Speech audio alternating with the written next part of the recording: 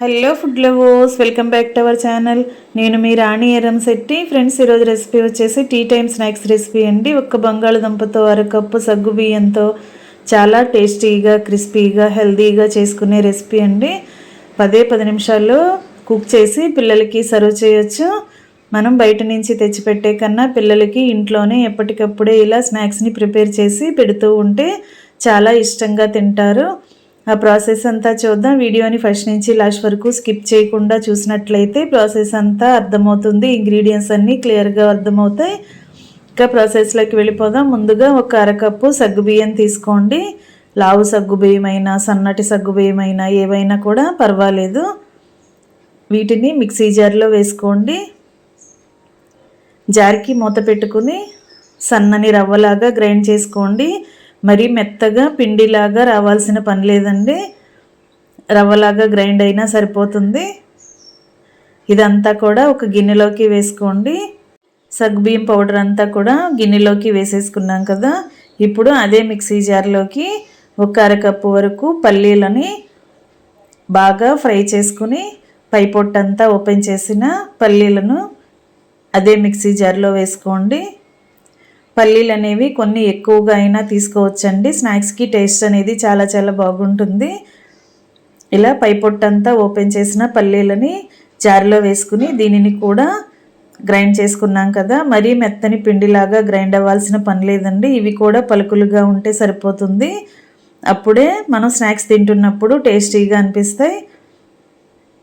అలాగే ముందుగా 2 బంగాళదుంపల్ని ముక్కలుగా కట్ చేసుకుని గిన్నెలో వేసుకుని తగినన్ని వాటర్ పోసి కొంచెంగా సాల్ట్ వేసి 3 విజిల్స్ వచ్చేంత వరకు కుక్కర్లో పెట్టి ఉడికించిన తర్వాత బాగా చల్లారిన తర్వాత పైపీలంతా ఓపెన్ చేసి మనం ముందుగా గ్రైండ్ చేసి పెట్టుకుని మిక్సింగ్ బౌల్లోకి వేసుకున్న సగ్గుబియ్యం పౌడర్ కానీ పల్లీల పౌడర్ కానీ ఉన్నాయి కదా, దానిలోకి ఈ బంగాళదుంపని కూడా తురుముకుని వేసుకోండి.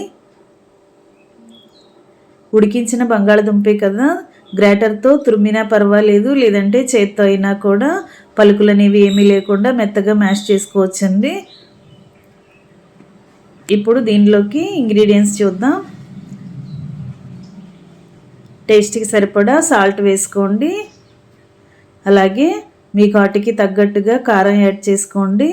అలాగే రెడ్ చిల్లీ ఫ్లేక్స్ అండి, ఎండుమిర్చిని బాగా డ్రై రోస్ట్ చేసుకుని మిక్సీ పట్టుకున్న పౌడర్ని కూడా వేసుకుని చిటికెడు పసుపు వేసుకోండి. అలాగే తురుముకున్న అల్లం ముక్కలు వేసుకోండి. సన్నగా కట్ చేసుకున్న అల్లం ముక్కలైనా పర్లేదు, లేదంటే గ్రేటర్తో తురుముకున్న అల్లం అయినా పర్లేదు.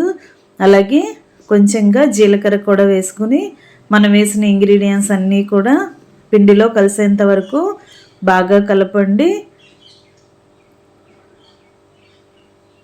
గరిటె పక్కన పెట్టుకుని చేత్తోనే పిండిని బాగా కలిపినట్లయితే పిండి అంతా కూడా బాగా తడుస్తూ చపాతీ ముద్దలాగా వస్తుంది. ఎందుకంటే మనం ఉడికించిన బంగాళదుంప వేసాం కదా, దానిలో ఉన్న తేమతోని పిండి బాగా కలుస్తుంది. అలాగే పిండిని వేళ్లతో గట్టిగా ప్రెస్ చేస్తూ కలిపినట్లయితే మనం వేసిన పల్లీల పౌడర్ నుంచి ఆయిల్ అనేది రిలీజ్ అయ్యి పిండి కరెక్ట్గా కలిసిపోతుందండి. వాటర్ అనేవి అసలు యాడ్ చేయాల్సిన పని లేదు. పిండిని గట్టిగా ఒత్తుతూ కలిపితే ముద్దలాగా రెడీ అవుతుంది. ఈ విధంగా చేసుకున్న తర్వాత చపాతీ కర్రతో పూరీ పీటకి కొంచెంగా ఆయిల్ అప్లై చేసుకుని కొంచెంగా పిండి ముద్దని తీసుకుని నేను చూపించిన విధంగా రోల్ చేసుకోండి. మరీ లావుగా కాకుండా మరీ పల్చగా కాకుండా మీడియంగా చేసుకోండి. మరీ లావుగా చేసుకున్నా సరే డీప్ ఫ్రై చేస్తున్నప్పుడు లోపల వరకు కూడా క్రిస్పీగా ఫ్రై అవ్వకుండా కొంచెం పచ్చిగా అనిపిస్తుందండి. అలా అని మరీ పల్చగా చేసుకున్నా సరే మనం పీట మీద నుంచి తీసుకోవటానికి కరెక్ట్గా రావు, బ్రేక్ అవుతూ ఉంటాయి. కొంచెంగా మందంగా చేసుకోండి, మరి ఎక్కువ మందంగా వద్దు. ఈ విధంగా చేసుకున్నాం కదా. ఇప్పుడు 4 వైపులా కూడా కొంచెం కరెక్ట్గా లేని పిండి అంతా కూడా కట్ చేసి పక్కన పెట్టేసుకోండి. ఇలా చాకుతో 4 మూలలా కూడా కట్ చేసి పిండిని మిక్సింగ్ బౌల్లోకి వేసేసుకోండి. ఇప్పుడు నేను చూపించిన విధంగా సన్న సన్నగా పొడవుగా స్టిక్స్ లాగా కట్ చేసుకోండి. షేప్ అనేది మీ ఇష్టం అండి. రౌండ్గా సర్కిల్ లాగా కట్ చేసుకోవచ్చు, లేదంటే ఇలా స్టిక్స్ లాగా కట్ చేసుకోవచ్చు, ఎలా అయినా కూడా కట్ చేసుకోవచ్చు. కానీ మనం జాగ్రత్తగా కట్ చేసుకుని వాటిని విడివిడిగా తీసుకుని ఒక ప్లేట్లోకి పెట్టుకోండి. ఇలా పెట్టుకోవాలి. చేతికి కొంచెంగా ఆయిల్ అప్లై చేసుకుని పిండి ముద్దని గట్టిగా ప్రెస్ చేస్తూ పూరీ పీట మీద కరెక్ట్గా ఒత్తుకున్నట్లయితే షేప్ అనేది పిండి అనేది పొడి పొడిగా లేకుండా ఇలా మెత్తగా కరెక్ట్గా మనం కట్ చేసుకున్నప్పుడు ఈజీగా వచ్చేస్తాయండి. ఈ విధంగా చేసి పెట్టుకోండి. చిన్నపిల్లలకి ఇలా మనం స్నాక్స్ని చేసి పెడితే వారు సరదాగా చక్కగా ఇష్టంగా ఎంజాయ్ చేస్తూ తింటారు. ప్రాసెస్ అంతా చాలా సింపుల్ అండి. ఇంగ్రీడియంట్స్ కూడా చాలా తక్కువే. అన్నీ మన ఇంట్లో డైలీ వాడుకునే ఇంగ్రీడియంట్స్తోనే 10 నిమిషాల్లో ఈ స్నాక్స్ అనేవి ప్రిపేర్ చేసి పెట్టొచ్చు. సగ్గుబియ్యంతో చేసిన రెసిపీస్ హెల్త్కి కూడా చాలా మంచిది కదా, చలువ చేస్తుంది. మొత్తం పిండంతా కూడా ఇదే విధంగా చపాతీలాగా ఒత్తుకుని ఇలా పీసెస్లా కట్ చేసుకోవటం కంప్లీట్ అయిన తర్వాత స్టవ్ ఆన్ చేసి డీప్ ఫ్రైకి సరిపడా ఆయిల్ పోయండి. ఆయిల్ కాగిన తర్వాత ఫ్లేమ్ని మీడియంలో పెట్టుకుని కళాయికి ఆయిల్కి పట్టినన్ని స్నాక్స్ని సగ్గుబియ్యం స్టిక్స్ని ఇలా ఆయిల్లో వేసుకోండి. ఒకవైపున ఫ్రై అయిన తర్వాత వెనక వైపు కూడా టర్న్ చేసుకుని ఫ్రై చేయండి.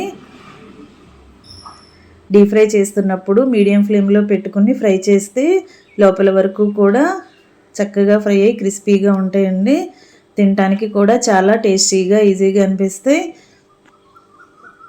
ఇలా క్రిస్పీగా ఫ్రై అయిన తర్వాత ఆయిల్ నుండి తీసి ప్లేట్లోకి పెట్టేసుకోండి. ఇదే ఆయిల్లో మిగిలిన వాటిని కూడా డీప్ ఫ్రై చేద్దాం. ఫ్రెండ్స్, ఛానల్ని ఫస్ట్ టైం వాచ్ చేస్తున్నారు, సబ్స్క్రైబ్ చేసుకుని పక్కనే ఉన్న బెల్ బటన్ క్లిక్ చేయటం మాత్రం మర్చిపోకండి. నేను పెట్టబోయే రెసిపీస్ అన్నీ డైలీ చూడండి. నచ్చిన రెసిపీస్ని కుక్ చేసి ఫ్యామిలీకి సర్వ్ చేయండి. సింపుల్ ప్రాసెస్తో టేస్టీ రెసిపీస్ చూపిస్తానండి. మీ అందరికీ కూడా రెసిపీస్ అనేవి నచ్చేలా ఉంటాయి. ఇలా మిగిలిన వాటిని కూడా డీప్ ఫ్రై చేసి ఆయిల్ నుండి తీసేయండి. కలిపి పెట్టుకున్న పిండితో మొత్తాన్ని కూడా ఇలా ఇదే విధంగా కట్ చేసుకుని డీప్ ఫ్రై చేసి కంప్లీట్ అయిన తర్వాత స్టవ్ ఆఫ్ చేసుకుని వేడి